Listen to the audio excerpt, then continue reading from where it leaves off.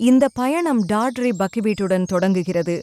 பழமையான, வலிமையான ஒரு தானியம். சிறு கசப்பான சுவையுடன், இயற்கையின் சக்தி நிறைந்தது. கல்லாலான அரைப்பில் மெதுவாக அரைக்கப்படுகிறது. கடினமான தோல்கள் நீக்கப்பட்டு, மீண்டும் மீண்டும் அரைக்கப்பட்டு, பனி போல் மென்மையான மாவாக மாறுகிறது. சூடான நீர் சேர்த்து, நன்றாக கிளறி, கனமான மண்ணின் வாசனை கொண்ட விழுதாக மாற்றப்படுகிறது.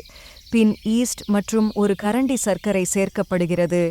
ஜாடி மூடப்பட்டு புளிக்க விடப்படுகிறது.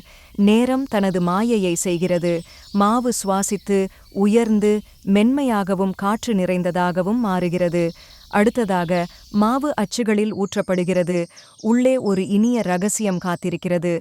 ப்ளூபெரி ஜாம் மற்றும் பொன்னிற திராட்சைகள் நடுவில் மறைந்து, மேலே கருப்பு எள் தூவி, சிறு வறுத்த மணமும் மொறு மொறு சுவையும் சேர்க்கப்படுகிறது.